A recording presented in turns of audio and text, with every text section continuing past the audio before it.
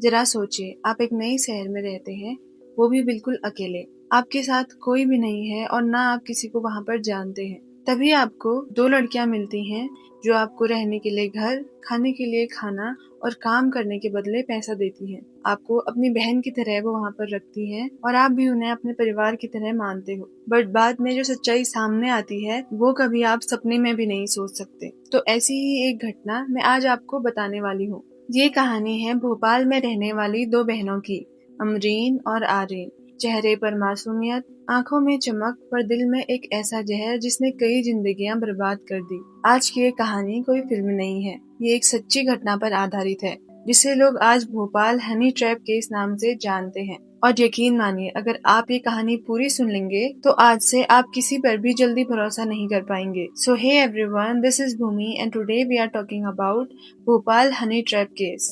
और हाँ, अगर आपको ये वीडियो पसंद आती है और आपको लगता है कि मैं थोड़ा बहुत सपोर्ट डिजर्व करती हूँ, तो प्लीज वीडियो को लाइक करना और चैनल को भी सब्सक्राइब कर देना, ताकि आगे मैं जितनी भी वीडियो बनाऊँ उनके नोटिफिकेशन आप तक पहुँच पाए। तो चलो वीडियो स्टार्ट करते हैं। साल 2006, भोपाल, अब्बास नगर। ये एक ऐसा इलाका है जहाँ सूरज डूबते ही अंधेरा घना हो जाता है। गलियां तंग और कीचड़ भरी, जहाँ घर के नाम पर टिन की छतें जो बरसात में टपकती हैं और गर्मियों में भट्टी बन जाती हैं। दीवारें सीलन से काली, फर्श पर पुरानी चटाई। यहाँ का हर परिवार जैसे गरीबी से जूझ रहा हो, जहाँ पर दाल रोटी का भी इंतजाम नहीं हो पाता।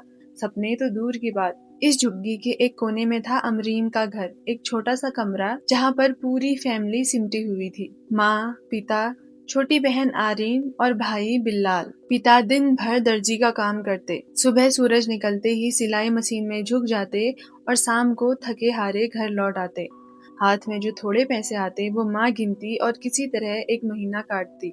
अमरीन तब 12-13 साल की थी। अपने स्कूल से लौटकर वो माँ का हाथ बटाती। आरीन अपनी बहन से 2 साल छोटी उसके पीछे पीछे घूमती रहती। शाम को पिता जब घर से लौटते तो अमरीन उनके लिए चाय बनाती और आरीन खाना बनाने में अपनी माँ की हेल्प करती। ये पल उन्हें बहुत प्यारे लगते थे। उनके माँ बाप का कहना था कि मेहनत करो, एक दिन अल्लाह सब कुछ जरूर दे देगा। लेकिन अमरीन की आंखें तो कुछ और ही कहती रहती। जैसे जैसे वो बड़ी होने लगी, उसे इन झुग्गी झोपड़ियों से बाहर निकलना था। उसकी आंखों में था शहर की वो ऊंची इमारतें और चमचमाती गाड़ियाँ। समय बीता और साल आता है 2010। अब तक दोनों बहनें जवान हो गई थी। अमरीन 18 साल की थी और आरीन 16 की। इन्हें अब वो झुग्गी छोटी लगने लगी।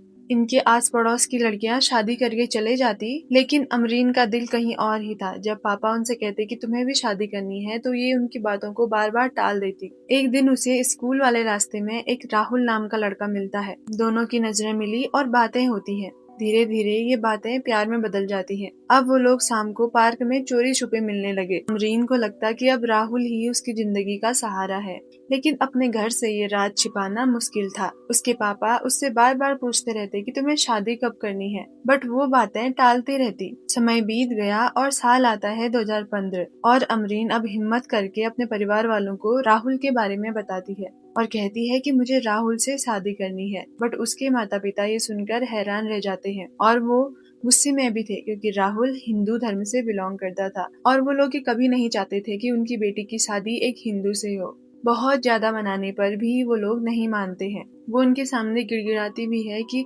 प्लीज उसकी शादी राहुल से कर दो, लेकिन उसके माँ बाप नहीं मानते। जब बात यहाँ नहीं बनती है, तब वो राहुल पर दबाव देने लगती है कि राहुल अपना धर्म चेंज करके इस्लाम अपना ले और तब हम दोनों शादी कर लेंगे। पहले तो राहुल भी नहीं मानता, बट एक टाइम ऐसा आता है जब राहुल टूट जाता है और वो अपने प्यार के लिए इस्लाम को अपना लेता है, जिसके बाद 2016 में इनका निकाह हो जाता है। अमरीन खुश तो थी, बट कहीं न कहीं उसके दिल में एक कांटा था जिसका अंदाजा अभी राहुल को नहीं था। दोनों लोग खुश थे, उनका एक छोटा सा घर था और एक नया जीवन, और सब चीज अच्छी चल रही थी। अब शादी की बारी आरीन की आती है और साल 2018 में उसकी भी शादी हो जाती है। शुरुआत में सब कुछ ठीक था, लेकिन कुछ ही महीनों बाद दोनों बहनों की शादीशुदा जिंदगी टूटने लगी। आरीन ससुराल छोड़कर मायके लौट आई और अपने ससुराल वालों पर दहेज प्रताड़ना का आरोप लगाती है। कुछ सालों बाद अमरीन का भी रिश्ता बिगड़ जाता है और 2021 में वो भी अपने पति को तलाक देकर अपने बच्चे के साथ अपने मायके आ जाती है। इसी बीच कोविड आया और उनके पिता की डेथ हो जाती है। घर में कमाने वाला अब कोई भी नहीं बचा था। अब जिम्मेदारियां भी बढ़ने लगी और यहीं से कहानी का अब असली अंधेरा शुरू होता है। घर में कमाने वाला कोई नहीं था, तो इसीलिए दोनों बहनें नौकरी ढूंढना शुरू कर देती हैं। अपनी खूबसूरती और बातचीत के अंदाज से उन्हें अलग अलग स्पा सेंटर में काम करने का मौका मिलता है। मैंने आपको पहले ही बताया था कि वो बहुत ज्यादा खूबसूरत थी। शुरुआत में सब कुछ नॉर्मल लगता है। वो रोज काम पर जाती हैं, शाम को घर लौटती हैं और ऐसे ही उनकी लाइफ चल रही थी। और इसी वजह से अब धीरे धीरे घर में पैसा आने लगा और परिवार भी राहत की सांस लेता है। लेकिन एक टाइम के बाद अब तेजी से बदलाव आने शुरू हो जाते हैं। जहां पहले इस घर के लिए बड़ी मुश्किल से किराया निकल पाता था, वहीं अब महंगी महंगी चीजें घर पर आने लगी। नए कपड़े, नए मोबाइल फोन, नए जूते और ढेर सारी शॉपिंग। पड़ोस के लोग अब उनके बारे में चर्चा करते रहते हैं कि इतने कम टाइम में उनके पास इतना सारा पैसा आखिर कैसे आया।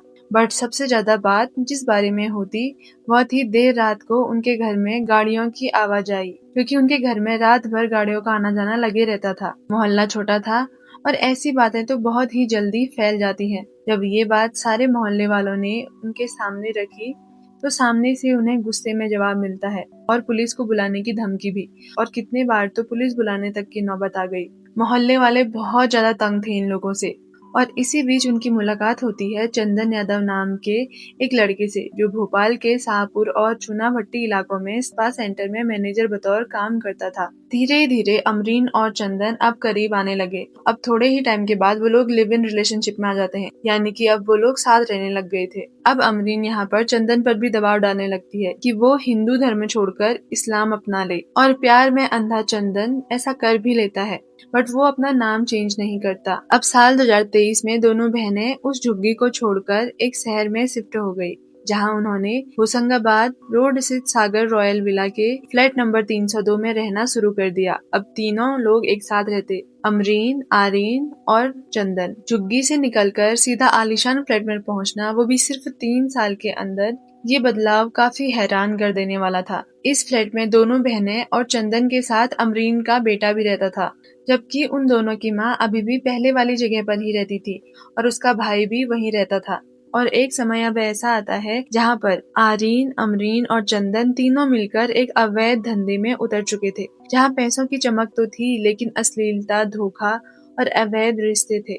दरअसल दोनों बहनों ने जल्दी अमीर होने के चक्कर में फिरोजी का धंधा शुरू कर दिया, और उनका पहला शिकार था एक 31 साल की गरीब लाचार माँ, जो अकेले अपने 2 बच्चों को पाल रही थी और अच्छी जॉब की तलाश में बदनसीबी से वो उन तक पहुंच गई। आरीन उससे कहती है कि हमारे घर में मेड बनकर रहो, खाने का भी इंतजाम होगा और अच्छी सैलरी भी मिलेगी। नए शहर में अपने लिए इतना अपनापन देखकर वो औरत मान जाती है, और स्टार्टिंग में सब कुछ अच्छा भी था। सैलरी भी बहुत अच्छी वो लोग उसे दे रहे थे और उससे बहनों जैसा व्यवहार भी करते, उसे अपनी फैमिली की तरह ही ट्रीट कर रहे थे। लेकिन उसे क्या पता था कि ये सारी चीजें एक जाल थी। एक रात वो उस औरत को एक पार्टी में ले जाते हैं। अरीन उससे कहती है कि तुम तैयार हो जाओ, हमें एक पार्टी में जाना है। महिला को थोड़ा सा अजीब तो लगा, बट मैंने तुम्हें बताया था कि वो लोग उससे बहनों की तरह व्यवहार करते थे, तो उस औरत को उनके ऊपर शक करने का कोई भी रीजन नहीं मिला।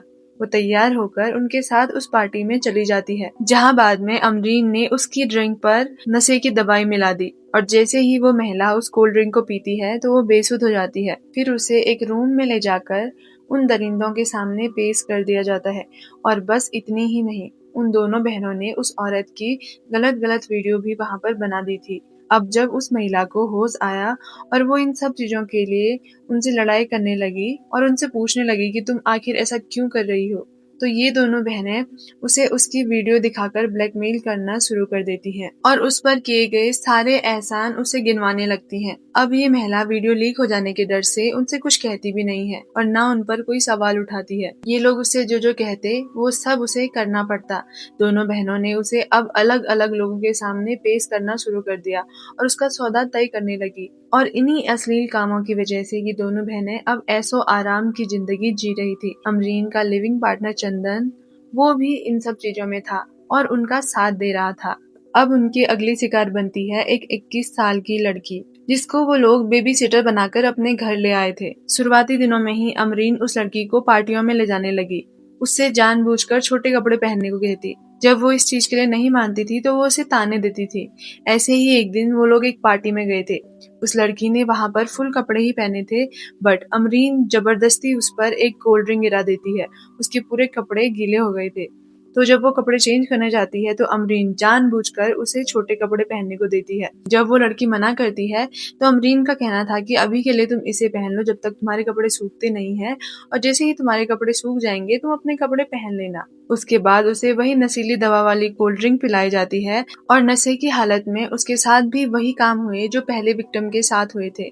उसकी भी वीडियोस बनाई गई जिसके जरिए वो लोग उसे बाद में भी ब्लैकमेल करते रहते हैं। इसी तरह उन्होंने और भी कई विक्टिम्स को, कई महिलाओं को अपना शिकार बनाया, अपनी जाल में फंसाया।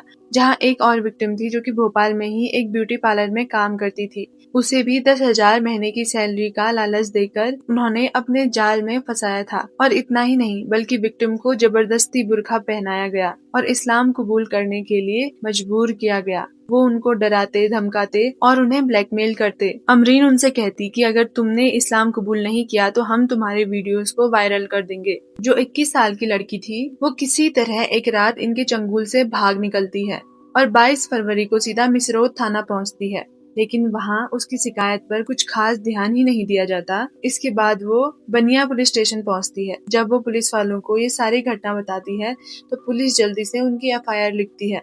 बट यहाँ पर भी उतनी जल्दी काम हो नहीं रहा था। पर थोड़े ही दिनों के बाद एक और औरत वहाँ पर यही शिकायत लेकर आती है और जिसकी शिकायत वो कर रहे थे वो इंसान भी सेम थे।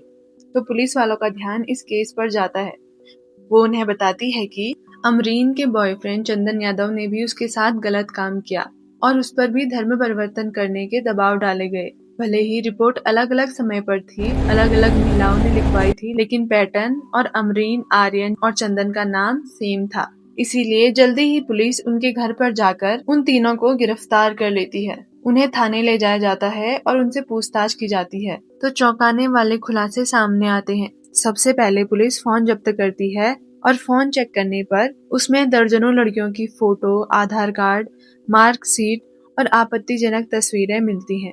वहीं अमरीन के फोन में कई ऐसे व्हाट्सएप ग्रुप मिले जिनमें केवल लड़कियों की तस्वीरें और उनके बारे में जानकारियां शेयर की जा रही थी। अब पुलिस को यहाँ पर शक होता है कि कहीं इनका इस्तेमाल यहाँ पर ट्रैफिकिंग के लिए तो नहीं हो रहा, तो वो इसकी पूरी जानकारी चेक करने लगते हैं। जिसके बाद पुलिस उनका फ्लैट चेक करने के लिए जाती है, जहाँ पर कुछ धार्मिक साहित्य और बाकी किताबें भी बरामद हुई जिनका इस्तेमाल लड़कियों का ब्रेन वॉश करने और इस्लाम से जोड़ने के लिए किया जाता था। अब पुलिस सख्ती से तीनों से पूछताछ करती है, जिसके बाद तीनों अपना मुंह खोल लेते हैं और उन्हें साफ साफ बता देते हैं कि उन्होंने क्या क्या किया। उन्होंने बताया कि उनका कनेक्शन गुजरात, मुंबई तक है, जहां वो लड़कियों को काम करने के बहाने लेकर जाते थे और लोगों के सामने पेश करते थे, जिसके बदले उन्हें मोटी रकम मिलती थी। वो अमरीन ही थी जिसने इसे पूरा संभाल रखा था और यादव और आरीन उसका साथ देते थे। चंदन पर भी आरोप लगे कि उसने भी उन औरतों के साथ दरिंदगी की थी, उनकी वीडियोस भी बना ली थी, जिसके बाद वो उन्हें ब्लैकमेल भी करता था। यहाँ पर अमरीन का भाई बिल्लाल भी इस चीज में फंसता है और उसके ऊपर भी दुष्कर्म का आरोप लगाया था। अमरीन के एक दूर के भाई पर भी दुष्कर्म का आरोप लगाया और एक और रिश्तेदार जो गुजरात, मुंबई में लड़कियों को भेजने का काम करता था। हालांकि अभी अमरीन, आरीन और चंदन ही गिरफ्तार हुए हैं, जबकि बिलाल, यासीन, जानू समेत और भी कई लोग हैं जो इनका सपोर्ट कर रहे थे। उन्हें पकड़ने के लिए पुलिस अभी भी दिन रात मेहनत कर रही है कि जल्द से जल्द ये पूरा केस सामने आए और सारी सच्चाइयां बाहर निकले। और यहाँ पर बहुत सारे विक्टिम ऐसे भी हैं जो अपनी इज्जत बचाने की वजह से खुलकर बात नहीं कर पा रहे हैं। सिर्फ 3 लोग ही बाहर आए, बट विक्टिम सिर्फ 3 लोग नहीं है, बहुत सारे लोग हैं। अमीर बनने के शॉर्टकट ने उन्हें मुजरिम बना दिया। आपको क्या लगता है, क्या अमीर बनने की चाह इंसान को हैवान बना देती है? और क्या भरोसा करना अब गुनाह बन गया? और सबसे बड़ा सवाल ये है कि कितनी सारी पीड़िताएं अभी भी चुप हैं। ये कहानी सिर्फ एक केस ही नहीं बल्कि एक चेतावनी है। अगर कोई नौकरी बहुत ही ज्यादा आसान लगे, कोई रिश्ता जो बहुत ही जल्दी भरोसेमंद लगने लगे, तो समझ जाइए कि खतरा पास ही है। 2 बहनें जिन्होंने गरीबी से लड़ने के लिए एक गलत रास्ता चुना और कई मासूम जिंदगियों को नर्क में झोंक दिया। कहानी यहीं पर खत्म नहीं होती, क्योंकि कई आरोपी अभी भी फरार हैं और कई पीड़िताएं अभी भी डर में ही जी रही हैं। अगर ये कहानी आपको झकझोर गई हो तो इसे ज्यादा से ज्यादा शेयर करें कि कोई और लड़की इन सब जालों में ना फंस पाए। और इस केस के बारे में आपके मन में जो भी थॉट्स हैं, उन्हें कमेंट में आकर ज़रूर बताना। वीडियो अच्छी लगे तो वीडियो को लाइक करना और चैनल को भी सब्सक्राइब कर देना।